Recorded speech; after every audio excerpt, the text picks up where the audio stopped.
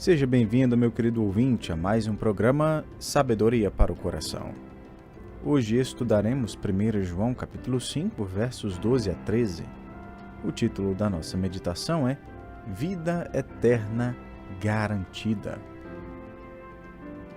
Um psicólogo e escritor comentou sobre algo que outros psicólogos haviam determinado por meio de pesquisas e testes. Eles descobriram que existem pelo menos 3 situações nas quais as pessoas tendem a não agir com autenticidade, mas a transmitir um ar falso de confiança, apesar de, no fundo, se sentirem inseguras e incertas nesses 3 contextos. Primeiro, as pessoas em geral buscam demonstrar confiança quando entram no saguão de um hotel de luxo. Ou seja, a última coisa que querem é dar a impressão de que não pertencem àquele lugar. Segundo, as pessoas demonstram convicção quando entram numa concessionária de veículos. Elas agem como se tivessem o dinheiro para comprar o carro que olham. Em terceiro lugar, as pessoas agem com confiança quando entram no templo de alguma igreja.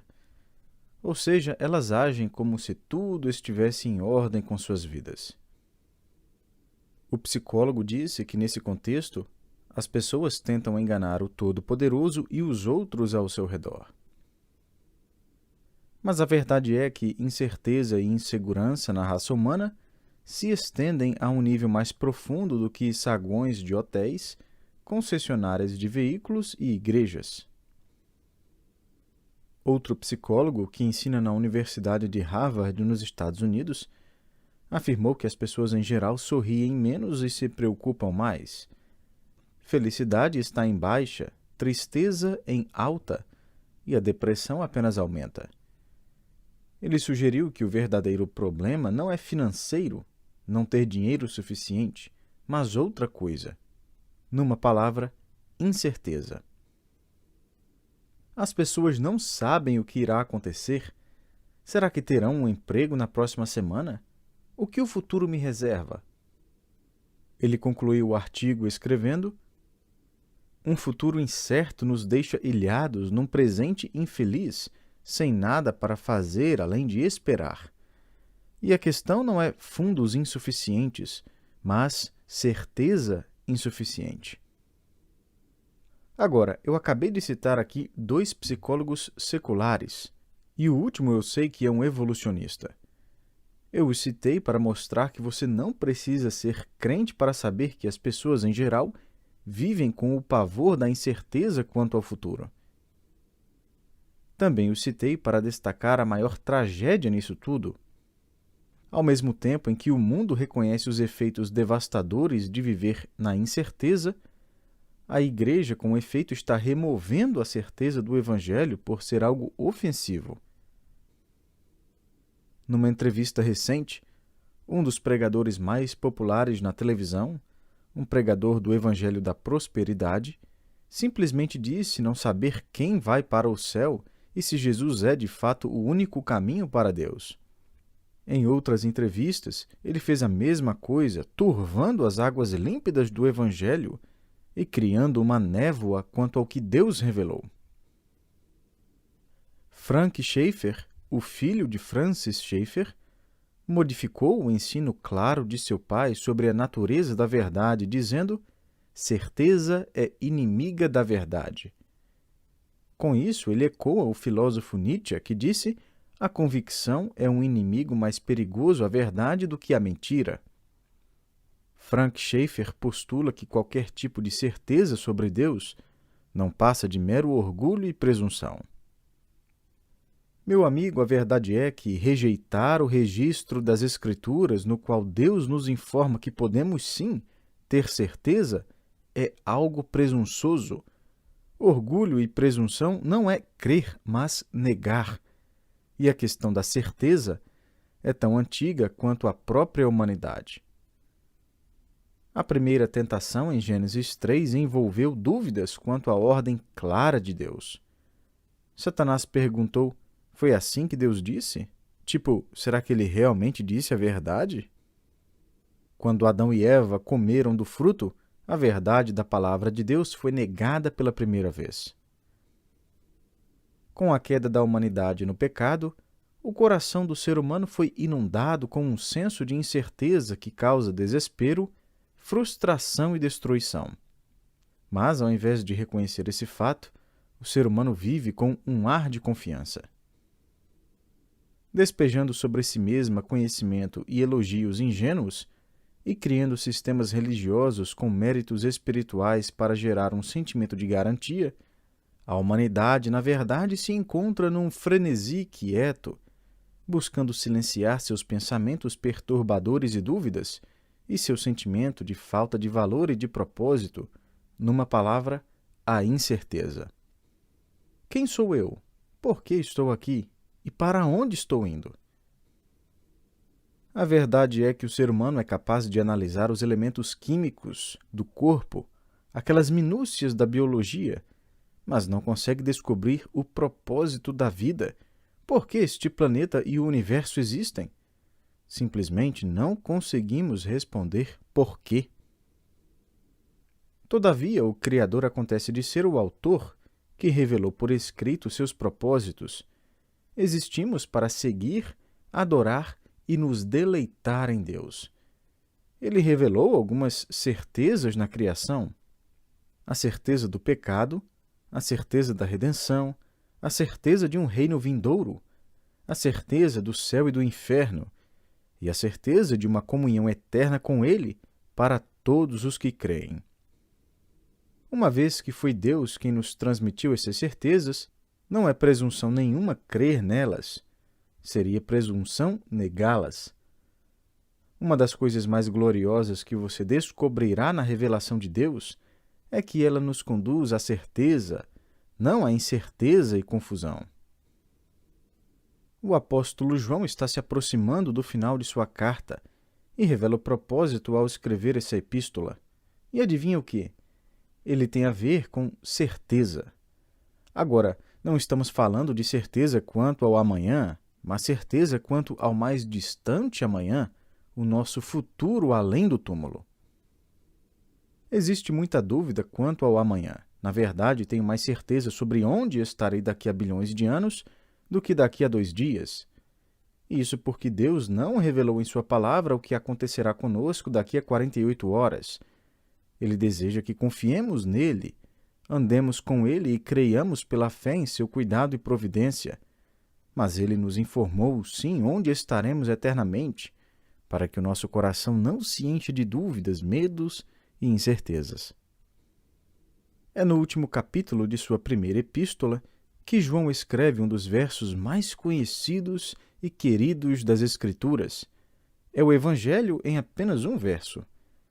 Lemos em 1 João 5,13: Estas coisas vos escrevi, a fim de saberdes que tendes a vida eterna, a vós outros que credes em o nome do Filho de Deus.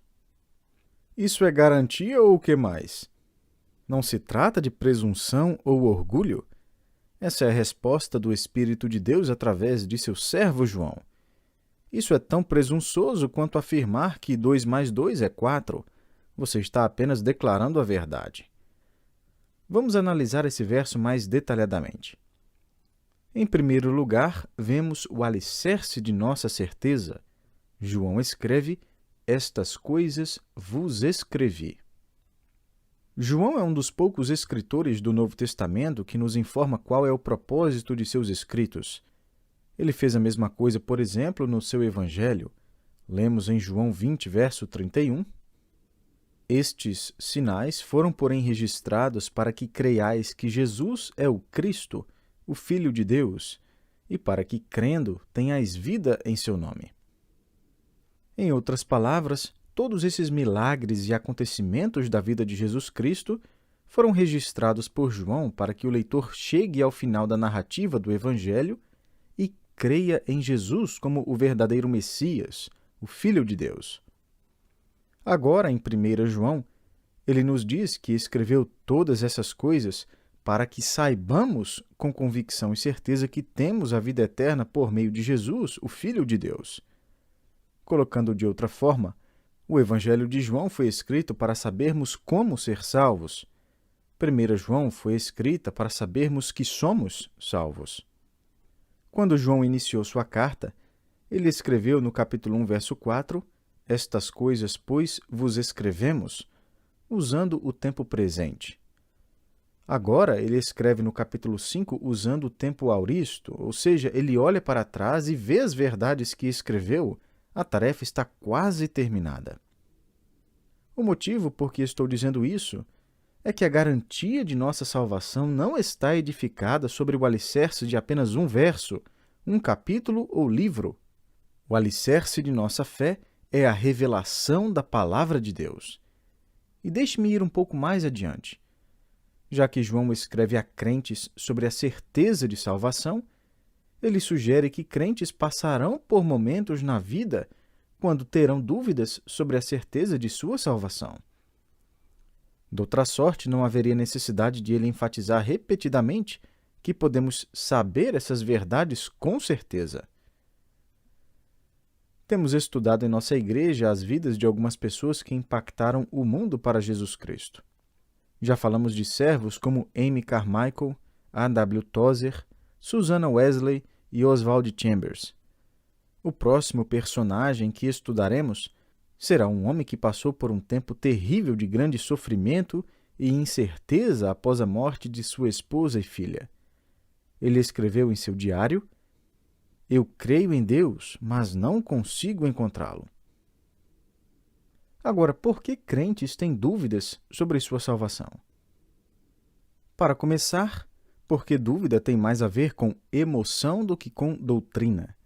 É por isso que João desenvolve a questão da certeza de nossa salvação sobre o alicerce da revelação objetiva.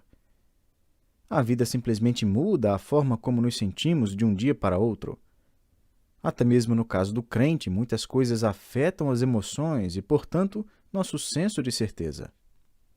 O sofrimento pode ser outro motivo para a dúvida.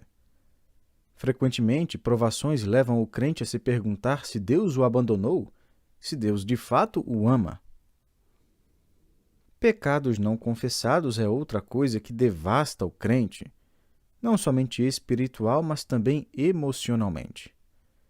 O salmista Davi escreveu: "Restaura a alegria da tua salvação." Salmo 51, 12. Isso significa: restaura-me a certeza da salvação, porque sem certeza não há alegria nela. Altos e baixos emocionais, sofrimento e pecado não confessado ou repetido podem roubar nosso senso de segurança. Uma vida indisciplinada também pode arrancar nossa certeza. Mas veja bem, se sua certeza de salvação e a confiança que surge dela estão enraizadas na Bíblia, isso significa que quanto mais obediente às verdades escritas na palavra você é, maior será seu senso de segurança de salvação. Por outro lado, quanto mais você se distancia dos princípios e ordens das Escrituras, mais se dissolve seu senso de certeza por causa de desobediência e indisciplina. Podemos adicionar os falsos mestres a esta lista de coisas que podem levar o crente a duvidar de sua salvação. Até mesmo aqui na carta de João, o apóstolo ataca o falso ensino dos gnósticos, os quais afirmavam que a vida eterna poderia ser conseguida apenas por meio de um conhecimento superior. E quem se acha inteligente ou conhecedor o suficiente para entrar no céu? Então João esclarece a questão, dizendo que a salvação não é conquistada ou mantida por meio de algum conhecimento secreto ou superior, mas pela fé no Filho de Deus. Paulo escreveu a Tito sobre como mestres rebeldes perturbavam famílias inteiras na igreja, ensinando o que não devem por torpe ganância. Tito 1, verso 11. Outro motivo por que a dúvida penetra em nossa vida é a influência do mundo que despedaça nossa fé confiante.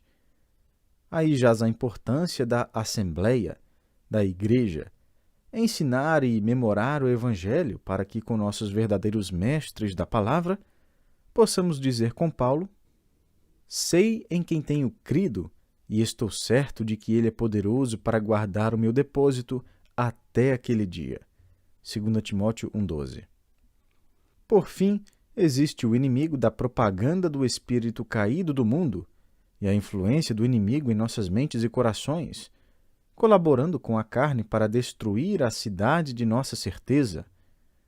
Por isso, Paulo exorta os crentes de Corinto a mentalmente destruir fortalezas, anulando nós sofismas e toda altivez que se levante contra o conhecimento de Deus, e levando cativo todo pensamento à obediência de Cristo. 2 Coríntios 10, versos 4 e 5. Em outras palavras, guerreie em sua mente com a verdade contra todo pensamento que entra e busca destruir o conhecimento de Deus, o que inclui a certeza de sua salvação. Meu querido, precisamos repetidamente voltar, entregar e dedicar novamente nossas vidas às verdades escritas na Palavra de Deus. Quanto mais fizermos isso, maior será a nossa certeza. O alicerce de nossa fé, portanto, é a verdade que foi escrita. Em segundo lugar, vemos a fórmula de nossa certeza. João escreve no verso 13: Estas coisas vos escrevi. A quem? A vós outros que credes em o nome do Filho de Deus. João escreve para crentes. Ele esclarece não somente o alicerce de nossa certeza, mas também a fórmula de nossa certeza. E a fórmula é a seguinte: fé em Jesus Cristo é igual à vida eterna. Ele falou dessa fórmula já vez após vez nesta carta. Veja o verso 12.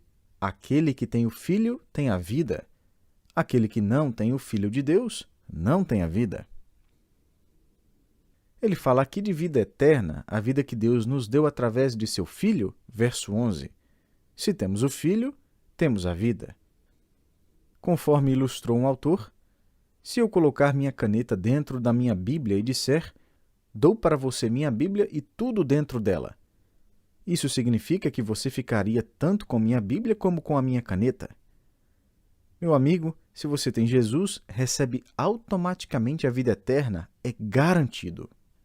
Jesus Cristo não somente abre a porta para a salvação, ele afirma ser a porta. João 10, 9. Jesus não somente promete pão, ele diz, eu sou o pão da vida. João 6, 35. Jesus Cristo não somente nos mostra o caminho ao Pai, ele afirma ser esse caminho. João 14, 6. Receba a Bíblia e com ela vem a caneta. Receba Jesus Cristo e com ele vem o presente da vida eterna.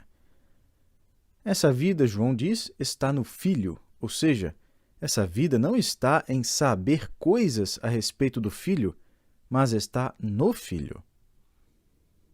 Podemos ler páginas e mais páginas sobre uma agência bancária e concluir que aquele banco é seguro, mas isso não passa de crer em fatos a respeito do banco. Você realmente coloca fé naquele banco quando deposita todo o seu dinheiro naquele banco. João escreve aqui que não encontramos a vida eterna quando cremos no que a Bíblia diz sobre Jesus. Nós encontramos a vida eterna quando investimos tudo em Jesus Cristo.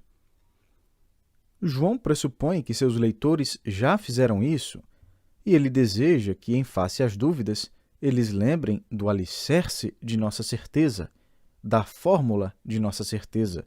E, em terceiro lugar, João fala da ousadia de nossa certeza.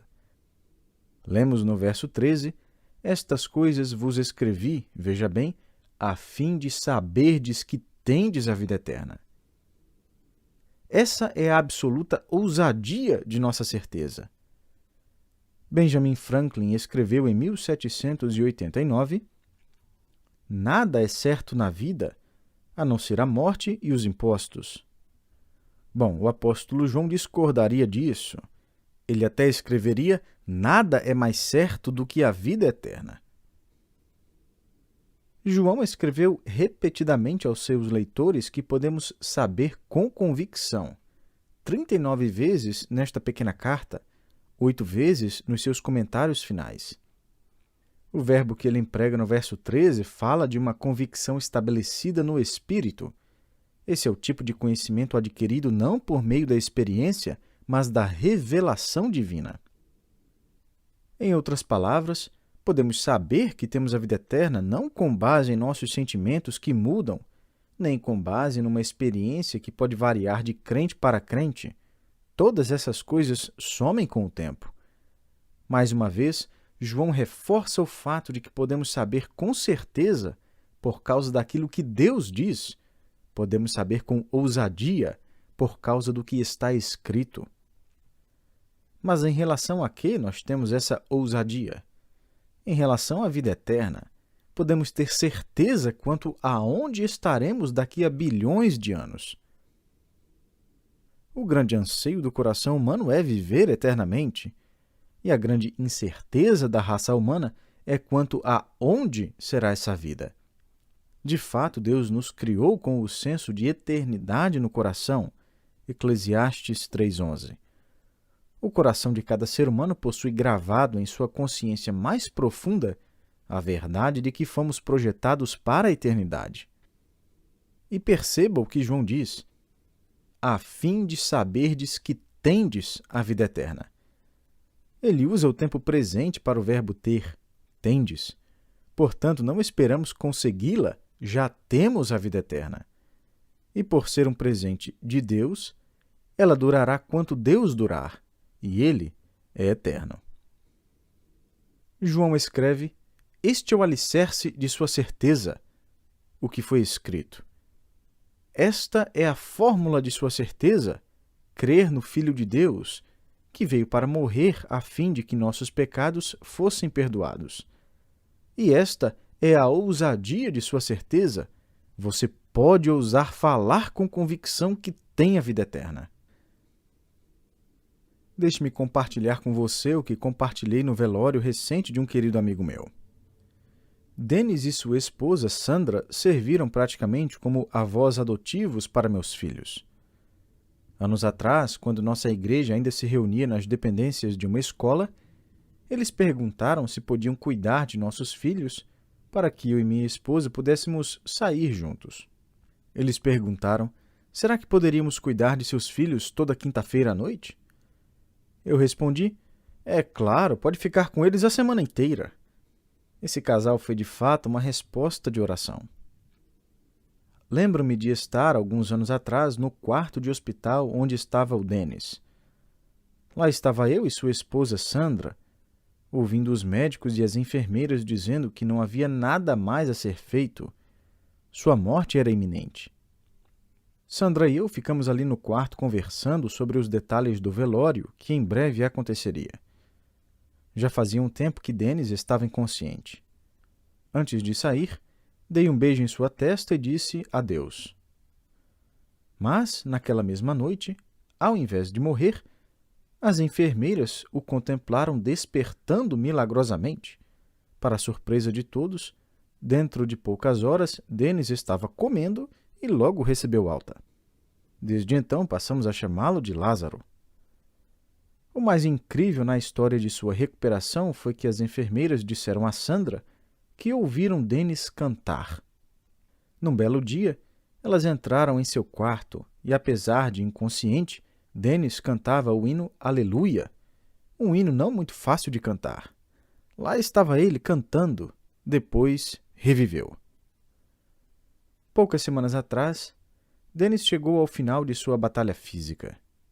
Eu e minha família fomos visitar a sua família. Cantamos, conversamos e choramos. Em seguida, fomos nos despedir de Dennis. Entrei em seu quarto, onde ele estava deitado, ora consciente, ora inconsciente. Debrucei-me sobre a cama e disse: Dennis, sou eu. Passamos rapidinho para dizer que o amamos muito. E ele respondeu: eu sei. Eu continuei: Dennis, parece que você chegará ao céu primeiro do que eu. Quero apenas lembrá-lo de que, porque crê em Cristo como seu Senhor e Salvador, ele o aguarda para recebê-lo em seu novo lar. Sua boca mexeu novamente, e eu o ouvi proferindo suas últimas palavras aqui na terra: eu sei. Eu estava de viagem na semana seguinte, pregando num seminário, quando ouvi a notícia de que o Dennis havia falecido. Enquanto estava ali no meu quarto de hotel, um pensamento me veio à mente. Quando Dennis pensou que ia morrer, ele cantou o hino Aleluia. Dessa vez, contudo, ele estava ouvindo esse hino, cuja letra é baseada naquele cenário celestial onde as hostes angelicais e todos os redimidos cantam juntos ao redor do trono do Cordeiro, dizendo: "E ele reinará pelos séculos dos séculos. Amém." Que coisa maravilhosa para sua família, sua igreja e para o renome de Cristo ver que essas foram suas últimas palavras. E isso porque a palavra de Deus era o seu alicerce, sua fé em Jesus Cristo, sua fórmula. E ele tinha ousadia em sua certeza. Denis, você está indo para o céu. Eu sei. E você, meu querido? Qual é a sua certeza? Qual é a fórmula para a sua salvação? Sua fórmula lhe dá certeza na vida e ousadia em face à morte? Conforme João escreve, você pode ter essas coisas. Estas coisas vos escrevi, a fim de saberdes que tendes a vida eterna, a vós outros que credes em o nome do Filho de Deus. Que Deus abençoe sua vida e espero você para o nosso próximo encontro.